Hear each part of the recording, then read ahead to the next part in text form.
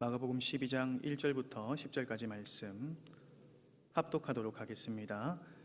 예수께서 비유로 그들에게 말씀하시되 한 사람이 포도원을 만들어 산 울타리로 두르고 집자는 틀을 만들고 망대를 지어서 농부들에게 새로 주고 타국에 갔더니 때가 이르매 농부들에게 포도원 소출 얼마를 받으려고 한 종을 보내니 그들이 종을 잡아 심히 때리고 거저 보내었거늘 다시 다른 종을 보내니 그의 머리에 상처를 내고 능욕하였거늘 또 다른 종을 보내니 그들이 그를 죽이고 또 그 외에 많은 종들도 더러는 때리고 더러는 죽인지라. 이제 한 사람이 남았으니 곧 그가 사랑하는 아들이라. 최후로 이를 보내며 이르되 내 아들은 존대하리라 하였더니 그 농부들이 서로 말하되 이는 상속자니 자 죽이자 그러면 그 유산이 우리 것이 되리라 하고 이에 잡아 죽여 포도원 밖에 내던졌느니라. 포도원 주인이 어떻게 하겠느냐? 와서 그 농부들을 진멸하고 포도원을 다른 사람들에게 주리라. 너희가 성경에 건축자들이 버린 돌이 모퉁이의 머릿돌이 되었나니. 아멘. 오늘 본문에서 예수님께서는 종교 지도자들에게 한 비유로 말씀을 하십니다. 한 주인이 포도원을 만들고 조성하여서 농부들에게 세를 주고 타국으로 가는 이야기입니다. 당시 유대 역사를 보면 이런 일이 흔했다고 합니다. 많은 유대인들이 외국인 소유주의 농지를 빌려서 경작을 하고 있었고 때로는 그 가운데 소장료 문제로 마찰이 일어나기도 했다고 합니다. 예수님께서는 당시 이런 정황을 소재로 하여서 비유로 말씀하시는 것입니다. 이 말씀을 듣는 대상은 종교 지도자들입니다.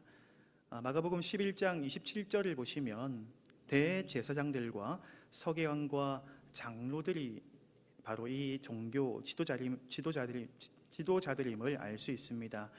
당시 사내들인 공회의 지도자였습니다. 그들은 안 그래도 예수님이 눈에 가시였습니다. 예수님 때문에 어쩌면 불쾌해서 죽을 지경에 있었습니다. 왜냐하면 유월절 맞아서 예루살렘 성전에 예수님께서 방문하시고 그곳에서 예수님께서는 하나님의 아들로서 정당하고 위대한 존재감을 드러냈기 때문입니다.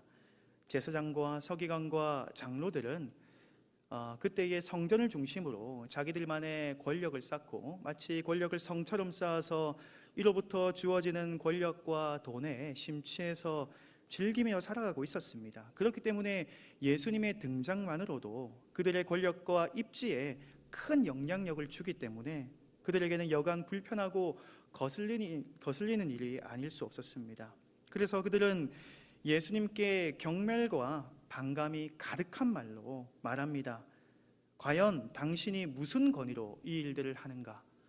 과연 예수 당신이 무슨 권위로 이 일을 행하는가라고 말입니다. 그 종교 지도자들은 경멸과 반감에 예수님께서는 직접적으로 대답을 하지 않으셨습니다. 그 대신에 오늘 본문의 포도원 농부의 비유로 답을 하셨습니다. 이 비유를 통해서 명쾌한 진리를 제시하심으로써 사사건건 예수님을 대적했던 그들의 입을 봉하셨던 것을 볼 수가 있는 것이죠. 동시에 유대인들의 무지를 비판하십니다. 종교 지도자들 뿐만 아니라 이 유대인들과 이스라엘이 얼마나 무지하고 어리석은지를 예수님께서는 이 비유로 말씀하시고자 하는 것입니다. 그들은 이 비유를 듣고 이 12절의 말씀처럼 자기들에게 하는 말씀으로 알게 됩니다. 그래서 비로소 예수님을 잡으려고 마음을 먹는 것을 볼 수가 있죠. 그 비유는 어떤 내용입니까? 주인이 포도원을 건축하고 만들어서 농부들에게 세를 주고 타국으로 떠났습니다. 여기서 타국으로 떠났다는 것은 무책임하게 그냥 도망가 버리는 것이 아니라 그들을 믿고 완전히 위임했음을 알 수가 있습니다.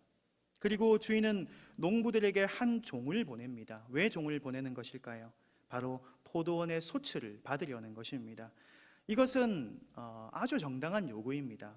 왜냐하면 포도원을 지은 곳도 그리고 소유도 주인의 것이기 때문입니다. 농부에게 세를 주어서 말 그대로 맡긴 것이기 때문이죠. 그렇기 때문에 주인은 종을 보내어서 농부들이 농사를 잘 짓고 있는지 그리고 세를 소출을 받으려고 보내었습니다.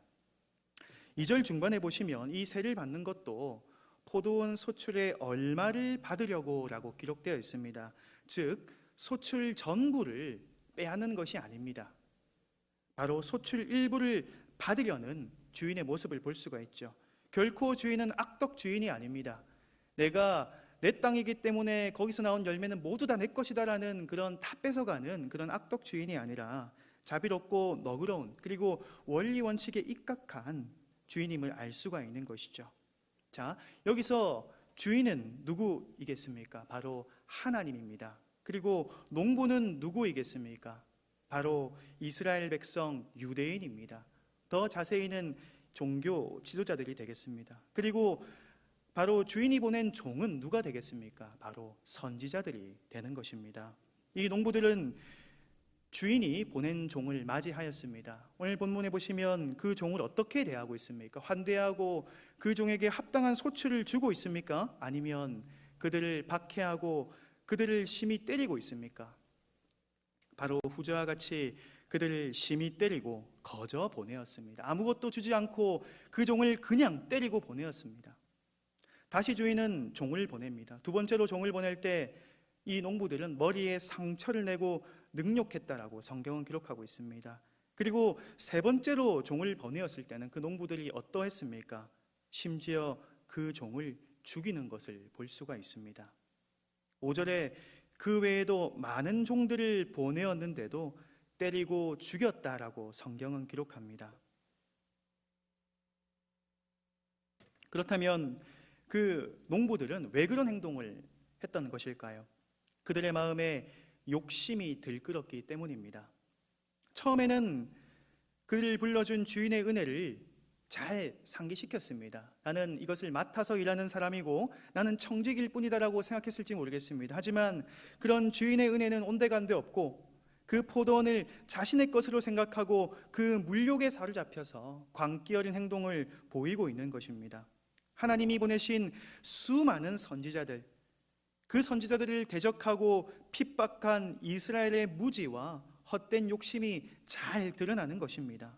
바로 이스라엘은 주인을 주인으로 섬기지 않고 주인을 주인으로 여기지 않고 자신이 그 포도원의 주인이 되려는 모습을 보이는 것이죠.